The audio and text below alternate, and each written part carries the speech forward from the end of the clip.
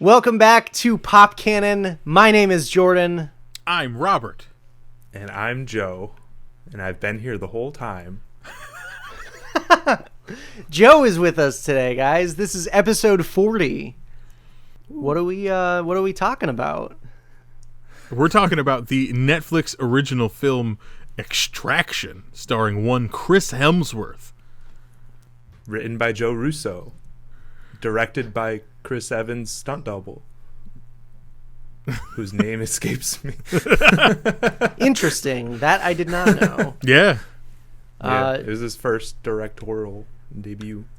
I guess you only get one debut, but... Right. Yeah. But this is his first one. Yeah. Till he fakes his death and does another one. By showing up at a kid's swim practice. Or did he? Is it a spoiler cast or not? Oh, yeah. Yeah. Full blown. Fuck 'em. So, Thank God. so yeah, we're talking about Extraction, the Netflix film. What'd you guys think of the movie? Initial thoughts. Joe, you can go first. Go. Not my favorite. Overall, it was a fun action thing, but anytime the action stops, the acting's a little melodramatic. I should say when they're speaking English, any of the Indian, I don't even know what the name of the language is because I'm such an asshole. It might. I don't know if it was Hindi. Hindi. It's probably Hindi, I would imagine. But I'm sure there's a million dialects of it, so it's not But yeah, yeah. any Whatever of the that, foreign language they were speaking. Yeah. right? Any of those lines blanket. played really well to me. I loved the performance from Chris and from that lady. But yeah, I don't know. It was the premise of it just didn't really land for me. But the action was really good. Yeah, So I give it that much. I had an overall good time watching it. There was some stuff that I don't know. It's sort of perfectly in the modern action movie thing where it's there was just enough of that emotional stuff, but they feel like they have to give it to you. Where in previous decades, I don't think that they really cared whether they gave that to you or not, and they would just go with it. And if you cared about the story and didn't want to just see things blow up, that was on you. They gave you a little bit to chew on in this. But yeah, I thought the action was pretty good.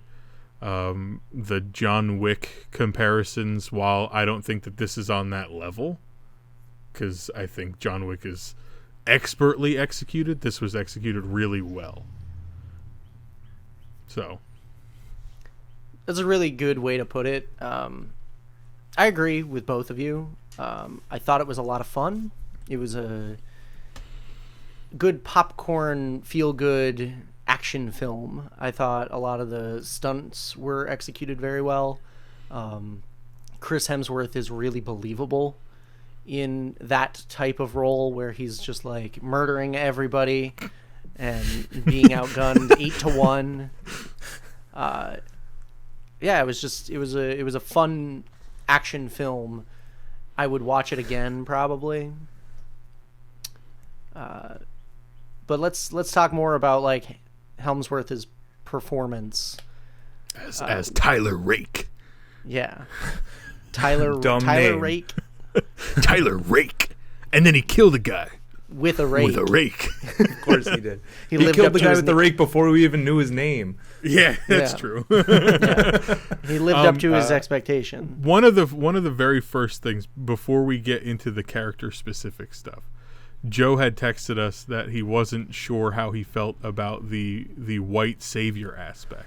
I was gonna say, going in, curious, I was I'm curious how that played out for you, because while he was technically the white savior, there was a lot of other people involved, which I was actually surprised about. And then he also had somebody from the area helping him eventually, which I thought was interesting. And I don't know if they did that specifically to kill that potential criticism, or if that was something that they wanted to do from the beginning, or if they built that into the story because of that. So Yeah, so to start, like, I did have that concern going in. I was like, oh, this looks really white saviory, but then it ended up kind of like white slaughtery, where it's just him killing every non-white person he can get his hands on, which, like, that was troubling in a way. But, like, they're all gangsters, so it's fine.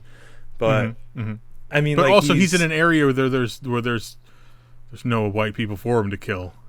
Yeah. Yeah, but like, so yeah, it was a very like diverse cast, and I did like really enjoy like the performances from all these actors who honestly, like, I don't know that I would have had the opportunity to see in another context. But then, like, it kind of leaves the question of like, so why did we feature this white guy, except for that it's Chris Hemsworth and nobody's going to watch it otherwise.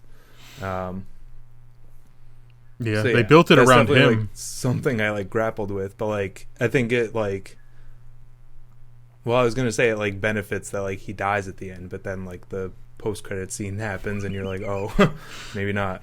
Maybe not. Maybe. Yeah. They Maybe it was just some guy. They just wanted to leave the door open a crack. It was Chris Evans who's going to be Tyler Rake to Trevor Rake, his long lost brother. Yeah, it's actually his twin. Or maybe it's his son just didn't die. Oh, that's good. That's good. Yeah, that's funny. No, because that was something that I thought about like as it was happening, because I remembered you said that, and I was like, shit, I want to at least consider viewing it through that prism, rather than just being like, oh, it was a fucking good action movie, whatever. Well, it's even the thing of like nobody stands a chance against him except for pudgy David Harbour. Like, what the hell? Like, that all was these, a like, welcome. That was a military men. welcome cameo. I was like, when he was driving past, I was like, that looks an awful lot like. And then you see him in the house, and I was like, oh! Did the same thing. Yeah, did the same thing.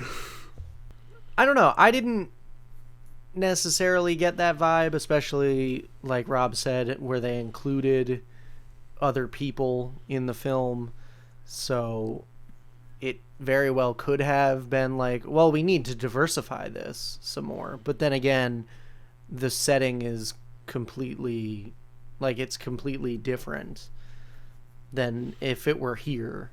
Yeah. So I was taken back by the setting. I did not. The last thing I expected for a Netflix action movie with the name Extraction starring Chris Hemsworth was to be set in Bangladesh. Like, I did not expect that at all. And I think that they portrayed Indian men and Bangladeshi men in a way that I don't know that I've ever seen in any other piece of media as like badass gangster drug dealer guys. I don't know that I've ever seen that before. Yeah. So to me, I was like, whoa. My concern is that it paints like with kind of a broad brush that like you don't really see another side of that culture. That's true. Like, it's definitely like, and I don't know enough about Bangladesh to really like say whether I was like unhappy with it or something, but it definitely felt like they're saying like, this is the way it is here. This is how awful it is. And like, I'm sure fat dudes with open V-neck shirts throw kids off of roofs, and nobody cared. Exactly. Like, you'd never get away with that if it was like a movie in LA and that was like a little white kid. Like, you can't just throw a kid off a roof. Could you imagine? It's the culture. Yeah, and I didn't even think that was. I didn't even think that that's what they were trying to portray. I just like took away from it. Like, not only is there one badass Indian dude that's in prison whose son gets kidnapped, but then there's another rival one. Yeah. I was like, holy shit, there's two of them and they both got crews? This is crazy. I've just never seen them portrayed that way in any sort of media. Like, it's always just like either some goofy sidekick or, you know, like, I just never like, that's fair. Yeah. On top of being the villain, they wind up being the guy that you're up against, and then your teammate, and then you're up against the rest of them. Like, that was crazy to me. Yeah. And I don't mean crazy like in a fucking bad way. I mean like crazy like, holy shit, I didn't expect this. I thought it was cool how the one basically had the police in his entire pocket. Yeah, the crazy dude that demands fingers from people. Yeah. Yeah. So not only are you running from like the police, but you're Yeah. running from like the police who will shoot you dead because they're getting paid off. Mm-hmm. So it just adds a whole other layer. I was like, that the entire sequence where he was fighting the guy that works for the kid's father, I was like, if they just talked for like a second. Absolutely. Like the whole time, I'm like, damn, they're killing each other, and they don't have to. Yeah. Yeah. Eventually, it turns around, and it turns. I liked that. Like after I almost murdered you, and you spent 3 days recovering in some of it. I'm still not gonna pay you. That's fine. Let's just do this. Yeah, I just gotta save this kid now. Yeah. Yeah. But I did like the turn of that. And the action sequences were fucking out of bounds. I didn't even realize that one was a one take. I noticed. Oh yeah. That well, they it were wasn't a one take. It was made to look like a one take. Yeah. Yeah. But they were like sliding in and out of the car. Yeah. With the camera, and that was the first time that I had noticed that. But I guess that scene had continued without a cut, and I didn't realize it until I had read about it later. I was like, "Wow, that was like what?" So what did it end when he hit him with the truck? Then I guess. Yeah. Yeah, I think so. Because they fell from that thing, and that it definitely didn't they break. fell out then. the window and everything. Yeah. Yeah. But that was fucking wild. I think that was my favorite scene, like to start with the car chase. I thought that was all filmed really well, and I thought it built a lot of tension in a really good and exciting way. Definitely. And I think specifically from the knife fight that they have was probably the most intense. And then I realized that we were barely an hour into the movie, and I was like, oh my God, what else can they do? Yeah. It felt like a video game to me. Yeah. And I think That's that's why it was fun.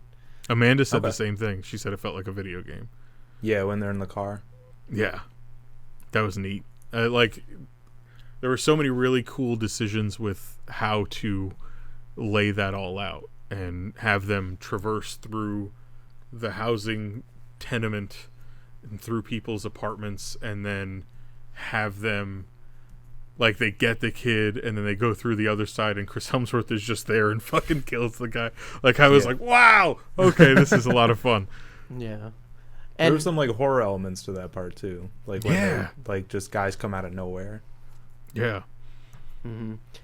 one thing that I love about being able to utilize the one shot is because you have the space around you, so you utilize all of it with the 360 degrees, basically, where you're not held back by like, oh, well, we got to position the camera here, and then, okay, we got to like switch it, and then worry about like, you know, like the 180 and the 90 degrees, and like where are we positioning this where it'll make sense to move it.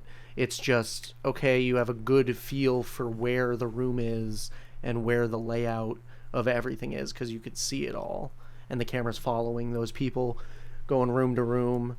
Yeah, I thought that was really effective. They centered on that one guy for a little bit. Yeah, which I was like, huh, and not in a bad way, but just like, that's interesting. He's definitely gonna die. Like, we don't know his name, but we're following him through the house trying to clear it. Like, I thought that was interesting.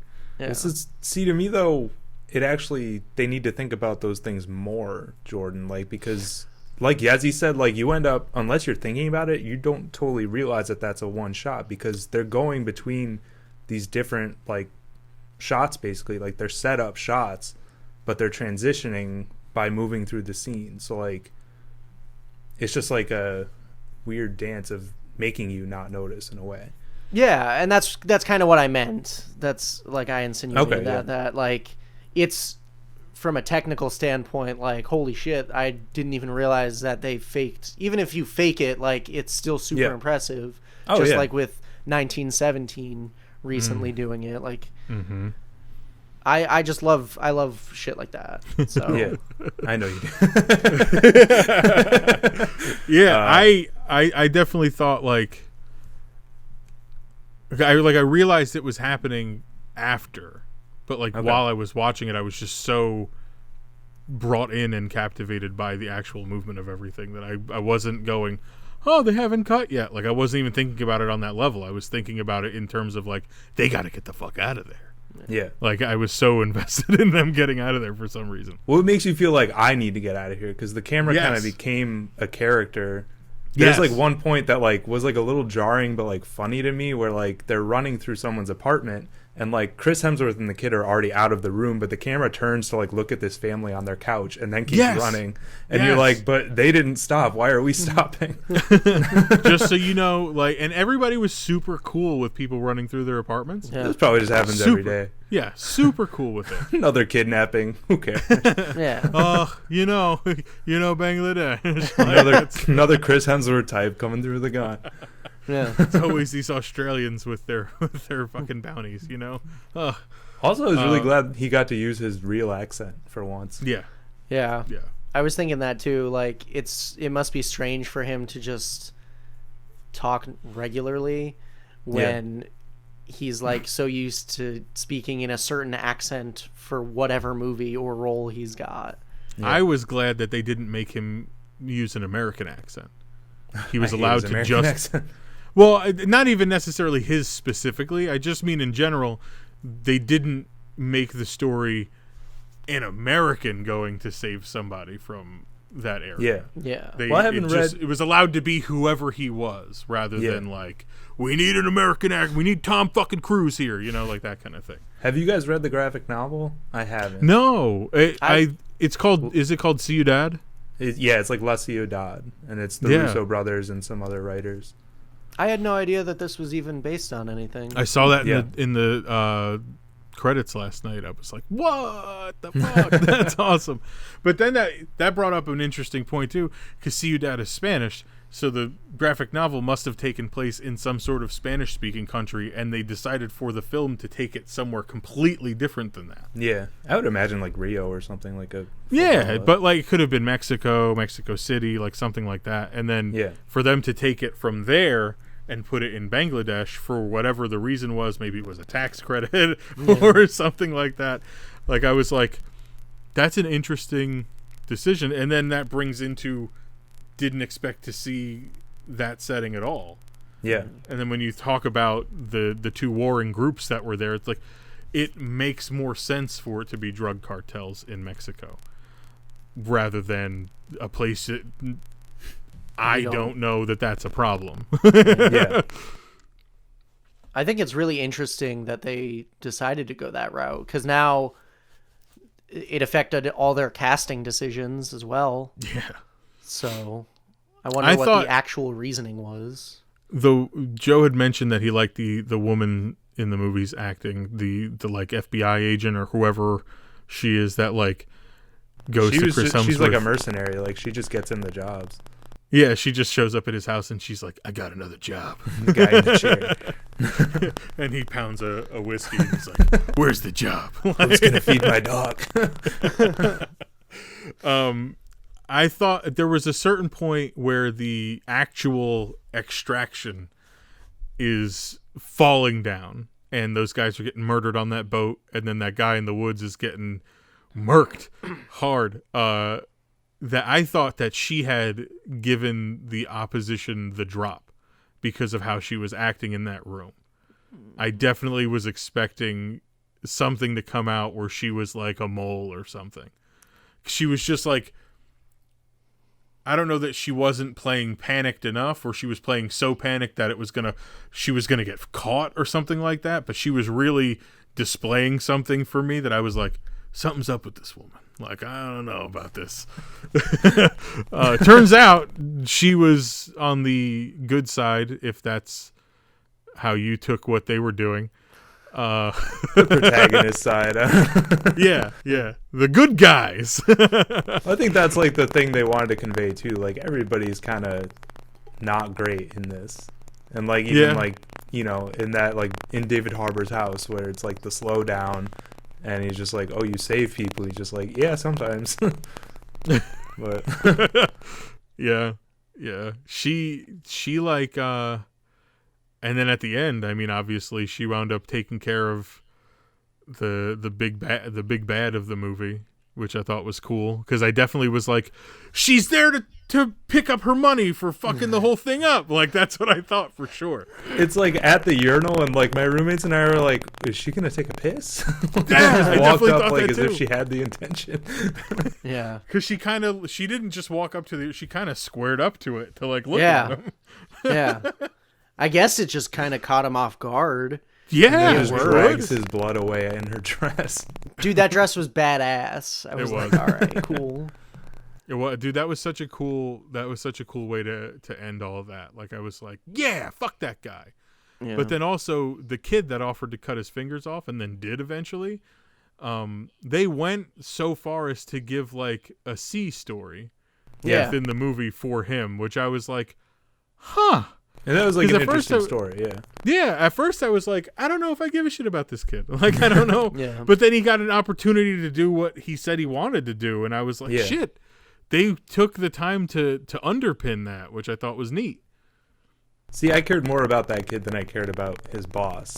Because, like, I Yeah. still don't fully understand who the boss was, what they did, why they, like...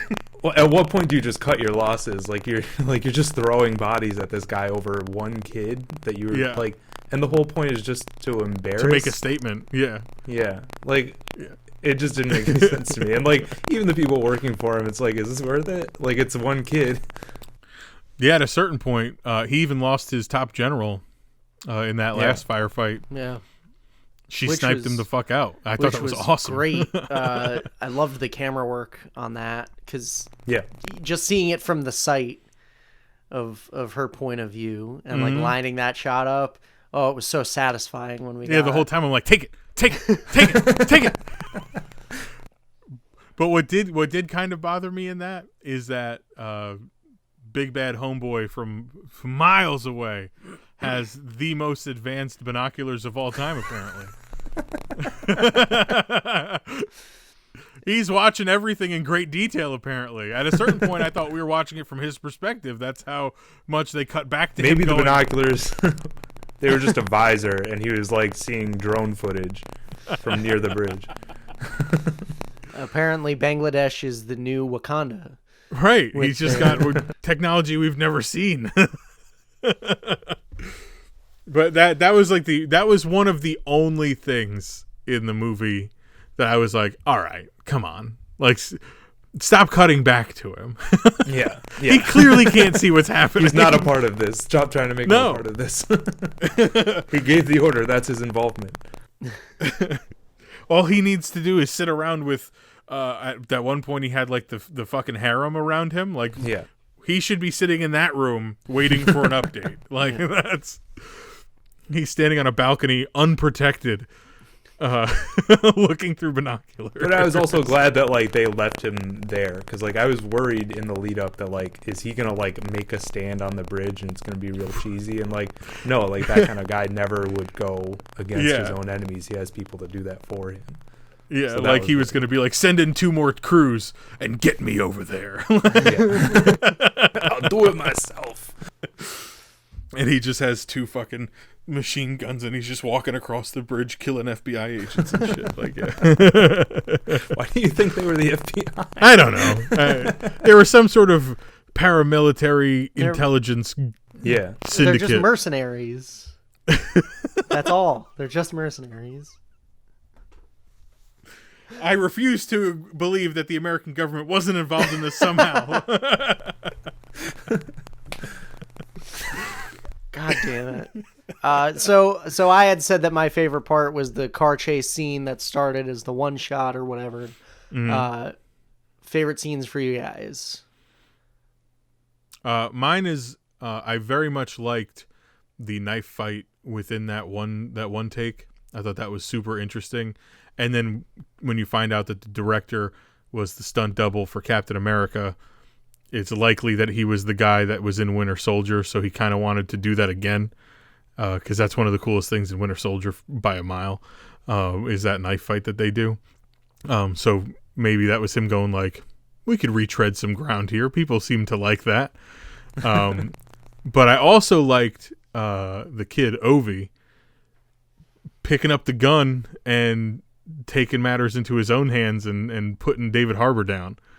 I thought that was I didn't expect that at all. At all. I thought at best he was going to pick up the gun and it was going to be empty, or he was going to get tackled before he could get a shot off because he was nervous, and he winds up just pumping 2 or 3 shots into David Harbour and standing there like which I appreciated the fact that he was willing to go that far. Yeah. You know, like I thought that maybe he was like, I owe this guy one after he killed 65 people that I may or may not have known. But I liked him picking up the gun and doing it himself. I thought that was interesting. Yeah, that kind of caught me off guard. I definitely wasn't expecting him to just die from that. I was expecting Chris Hemsworth to literally just like point the gun at him and kill him. Oh, I better not put all this guilt on this child for murdering a man. No, he's got it. He's a man, baby. He like came up, he like patted him on the back. He's like, "You done good, kid." Yeah, you did what you had to do. Joe? Yeah, I think probably the scene in the safe house, like when he's like trying to put the kid to bed and he's just like, I'm pretty fucking traumatized. But yeah, like you get that kind of like personal moment between Ovi and like I like the admission, like I said, that like Rake like isn't necessarily like a good guy. He just kind of does what he does for money or whatever. Even though it was like a little bit of like forced like this father-son thing between them. Mm-hmm. Yeah, it was a heartfelt scene, and I think they had just barely had previously introduced themselves to one another after spending so much time together. But I felt like it was at least genuine, because that kid would probably want to just talk at some point and not be able to just be sitting there like quiet and all mousy and shit. And I think it not that it's set up well, but it set up that moment for him to pick up the gun and do it himself to protect himself. You know, it was almost like he was being apprenticed to deal with shit. I thought that was cool. The quote that he had in that moment, I thought was really profound and like unexpectedly so. So the quote Ovi tells Tyler Rake is about one that he read in a book once. And the quote was, "You drown not by falling into the river, but by staying submerged in it." Oh, and that's a Paulo Coelho, the guy that wrote The Alchemist. And it makes the connection between the beginning of the movie and the end of the movie according to this. But that's really, I think it just made more the connection of like, we're constantly showing you water sequences and like, what are you going to do about it? Like, I just thought the quote was really interesting because it's true, but it's also from like a fucking novelist and philosopher. So I do like the implication from the quote that Chris Hemsworth or Tyler Rake, not the actor but the character, just like willingly defied getting shot in the neck and coughing up blood because he refused to die. I just need to spend some time in the river deciding not to drown. Yeah. And hopefully that water healed him up, I guess. Yeah, it's probably really clean water. A giant open wound in his throat. Yeah. On top of having to deal with that stupid... Why do so many pieces of action do the arm injury that he can get over when he needs to, but otherwise can't? Yeah. Why is that so overused as a trope in action movies? Because it's so fucking annoying. Like, I know he could pick up and fire a gun with that hand if he needed to. So why is his arm in a sling? Like, let's just skip that part. It's like an adrenaline thing. Like, if he stopped to think about it, then it becomes a hindrance. But, like, as long as he does not acknowledge it, it's fine. He's totally fine.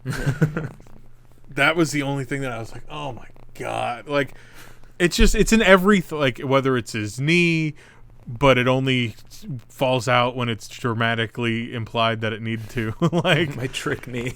yeah, I can't. I hate when they do that. It's so fucking like overdone. Yeah. So overdone to be like, oh, I've got the arm injury, but I'll still choke you to death with this hand. Yeah, I can't really pinpoint like anything overtly negative about the film. I just like, could the plot have been better? Yes, absolutely. But I'm not going to sit here and fault it for being something that it's not. For what it's worth, they decidedly were not convoluted. Yes. They just were like straightforward A to B. And I think that was where some of my like, is she gonna be the person that turns on him, because that always happens. It's like there's always somebody that fucks them. Like, it's always a thing. So they decided, rather than to do all of that stuff, to just drive straight through. And I appreciate that for at least being straightforward. Yeah. Yeah, I think where it suffered most was like where they tried to like shoehorn in that like the heart in the plot. It's or like that the kid. I felt so bad at the beginning. That kid that was just in the room with those just dudes trying to shoot him. Yeah, and but then they keep bringing that kid back, like almost like they're like begging Rake to kill them, and it's just fucking like murder this kid. It's like no, I've got principles. It's like come back when you're 18, then I'll kill you. When he's like beating them all up in the alleyway. Yeah. He just picks his legs out and he just fucking the one he like picked up and swung like a baseball bat against the car. He's probably fine. There's something super funny to me about a gang of children getting the shit kicked out of them by a fucking trained professional. But that's what the whole movie felt like. Lie, dude. Like it was just laughing really hard at that scene. It had nothing to do with how they presented it. It's just funny as fuck to me that they were like 12 and he was just like he punched the one directly in the stomach. I'm like, oh, that knocked the wind right out of him. And he was so non-lethal with what he did to all of them. He just like severely injured everybody. He doesn't even show like a lick of concern that a child has a shotgun pointed directly at him. Well, that he did that multiple times. He did that multiple times. He's still big sad Thor, so he doesn't care if you kill him. Yeah, he's got a death wish, so he's just like, whatever. If this kid pulls the trigger while it's pointed at my face, then I don't have a face anymore, and that's that. He didn't care. He didn't care whether or not he died, and I think that's why. See, like the thing is, like in John Wick, I think he cares a lot if he dies. Yeah. You know, so that I don't know if that's the difference between it. I mean, I was still somehow rooting for Chris Hemsworth to get out of there, but that's like Joe said. I felt like I was there with him, so we had to get the fuck out. Yeah, I think speaking on like the John Wick parallels and stuff, I think it's just the violence and the level of degree in which they show stuff, like the brutality, and the gun work. Yeah, but I think the gun work is very similar. It felt more to me like a mesh of like Jack Ryan and 24. Like if those two shows combined, we would get this. Yeah, no, that's fair. I think the John Wick comparison is some of the hand-to-hand stuff, but I think most of the gun stuff, because they were doing very similar. Because Keanu Reeves trained like ridiculous amounts to do the 3-gun thing. Yeah. And the videos of that are awesome on YouTube if you're ever able to watch. They're insane. And then they trained Halle Berry to do it for the third one, which was super. Those videos are super cool also. So I'm assuming Chris Hemsworth has a 3-gun video somewhere. But that's basically because specifically how he was pointing the gun, how he was shooting people in the neck on top of their, the Kevlar and stuff. So Wick was doing all the same stuff, especially in the third one.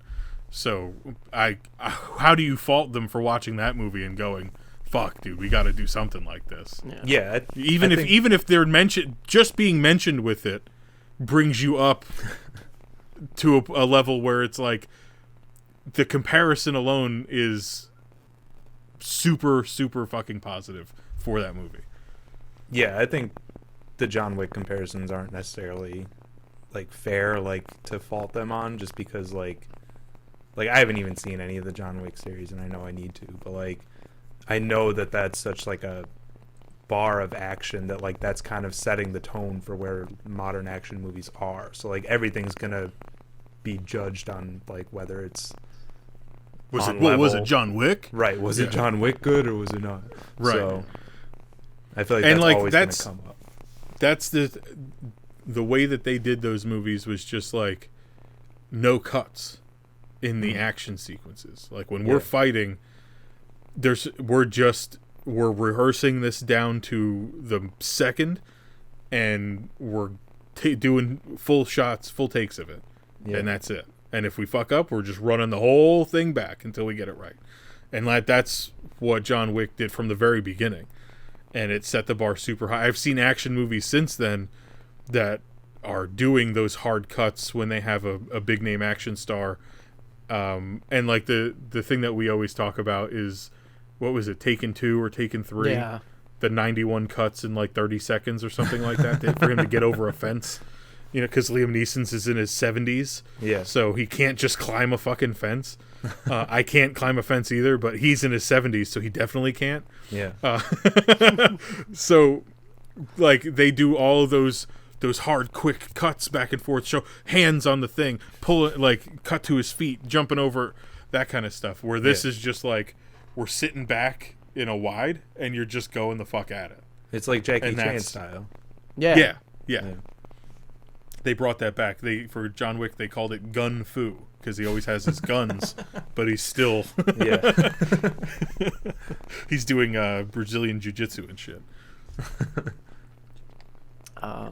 So any final thoughts on Extraction? I don't know that I need an Extraction 2, but I'll be happy to come back and talk about it when it happens. If there's an Extraction 2, they need to call it Re-Extraction. They already confirmed it. He's writing it now. No, I know it got greenlit, but I'm saying the name needs to be Re-Extraction, not Extraction 2. Injection. Right. Like, they can't just put a 2 at the end of it. like the famous Dan Harmon rant, "Now you see me, now you see me too." He's like, how did they not call it "Now you don't"?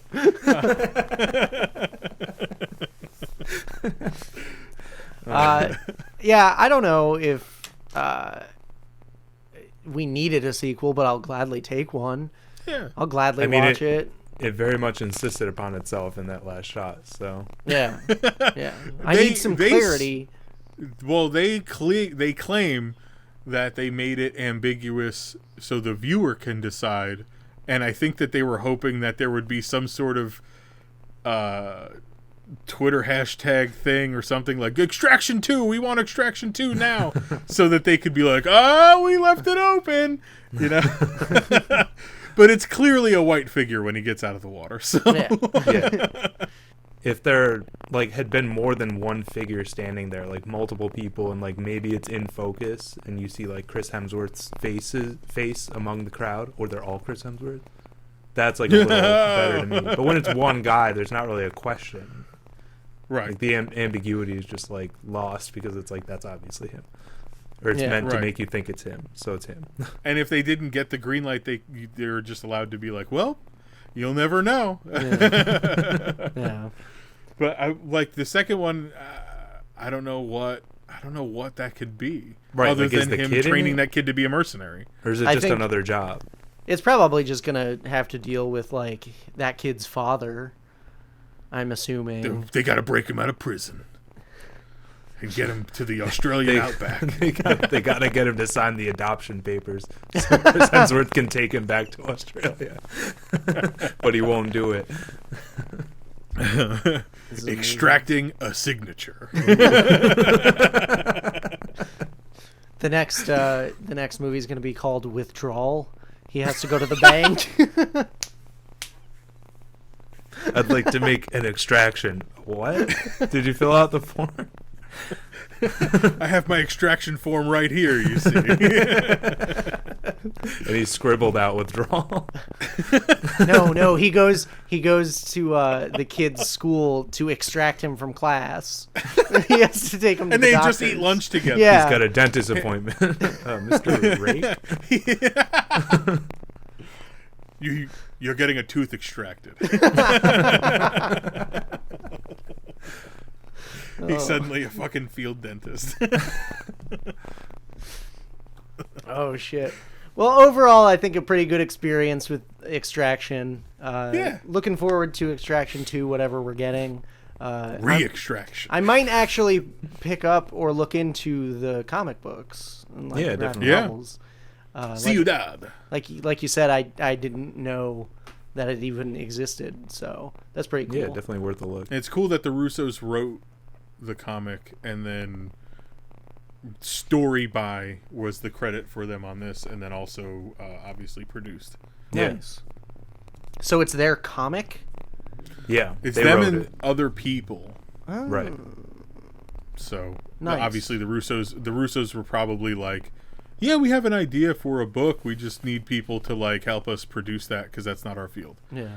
And whatever distributor of that was like, here's everybody we got. People that make the most money in the world. Yeah, right.